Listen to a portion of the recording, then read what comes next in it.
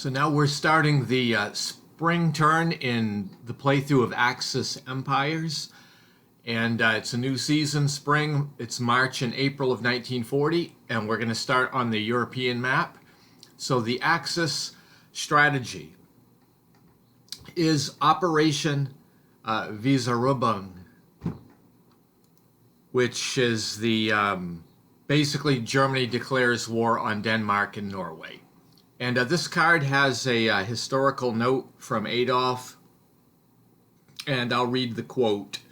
The development of the situation in Scandinavia requires the making of all preparations for the occupation of Denmark and Norway. This operation should prevent British encroachment on Scandinavia and the Baltic. I will just like to add that this is a little bit of a tricky operation to pull off. So I remember when I played this game, I reviewed somebody else that had written an article or something on how to do it, because you got to get a few things right so you can pull this airdrop and everything off to get into Stavanger in Norway. So what happens with this card initially is that the Germans are able to deploy 1 Panzer and 4 infantry corps directly to the map. And then I had the German roll into Copenhagen, which pretty much in this game falls easily. And then I was able to move an airborne unit through Denmark during the Blitz segment, and I had it land in Stavanger. And then during the reserve phase, it was able to move, and Oslo falls. So it actually went very quickly. Both Norway and Denmark are occupied by the Axis. And of course, Oslo is a strategic location. The Western Allies have selected the strategy Commonwealth support.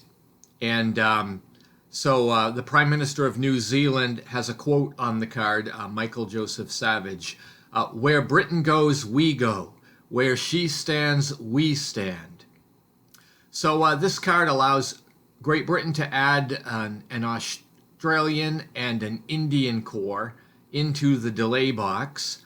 And then during the conditional event segment, Britain deploys a colonial corps directly to the map. Then we go to the Soviet Union, and their strategy is Russian mobilization. So this is another strategy for a build-up, and the Russians add 4 armies to the delay box, the 24th, the 26th, the 27th, and the 28th. And I'm also allowed to put 3 infantry corps directly onto the map, and I have these forces move toward the Baltic states. Other than that, though, there are no major actions. All of it really happened in Denmark and Norway. So let's go over to the Daisenso map. It's March and April in Asia, and Japan plays the strategy puppet government policy. So Japanese collaborationists are rewarded, and 1 infantry replacement is deployed to the map. And then I get to roll on the political events table, and the result is setback.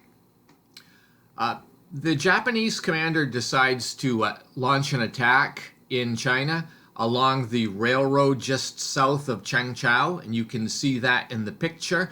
I have the 2nd Army attacking the Chinese nationalists'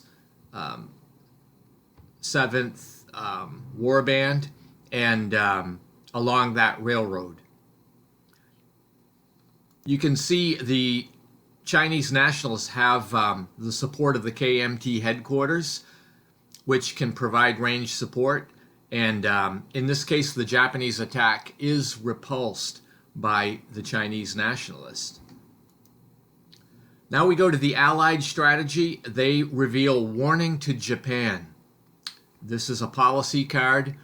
And basically, the United States is refusing to renew its long-standing trade treaty with Japan, and has expressed support for the Netherlands East Indies.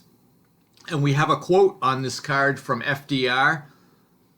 He says, there are some among us who were persuaded by minority groups that we could maintain our physical safety by retiring within our continental borders. The Atlantic on the east, the Pacific on the west, Canada on the north, and Mexico on the south. Obviously, a defense policy based on that is merely to invite future attack. End of quote. So as we play out the Western Allies' turn, the West, of course, is applauding the Nationalist Chinese Army's defense against the latest round of Imperial Japanese attacks, which were repulsed. The Allies have a political chart to roll on, and they end up getting strategy board, and then they get employ military aid. So a colonial unit is deployed to India in this case. Then we go to the Soviet Union, and they use Russian mobilization. So they mobilize 2 additional armies, and they raise troops in the Far East. You can see in my picture here that I've got this Indian Corps deployed in New Delhi as a result of the Allies' play. Now we're going to go to April and May of the spring, back to the Western map. So the excitement really was the previous turn, but in April, May of 1940, the German units do move toward the border with France and the Low Countries. You can see that in the picture here. And then the British colonial infantry, which you don't see in the picture, is moved to Port Suez and then into Alexandria. And a British infantry unit does land at Calais. And then the Russian part of the turn is basically Russia reorganizing and maneuvering within the Soviet Union. And that's really all that happened in April and May of 1940. So we're going to go back now to the Pacific map. So the Japanese are still using the puppet government strategy, so they're rolling on the political table, and that results in a Chinese incident. And the result of this is Chinese strife. The National Chinese forces end up losing some troops due to the incident. Then another attack is launched along that same railroad just south of Chengchao. And this time the Japanese Air Force flies support missions.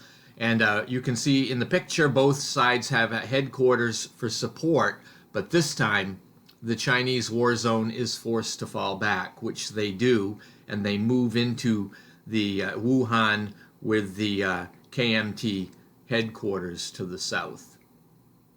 You can see also in the picture that the Japanese 21st Army moves in to claim that real estate. Now, the Western Allies are still using warning to Japan, so they roll on their political table, they hit the strategy board, and then they get military aid, and this time they deploy infantry forces in Australia. I don't have a picture for that, but during this same part of the turn, the Nationalist Chinese forces dig in Wuhan, and you can see that in the picture there. Then we go to the Soviets. They are doing mobilization and everything's pretty much quiet. But in Mongolia, the cavalry force moves along the road toward Namenhan.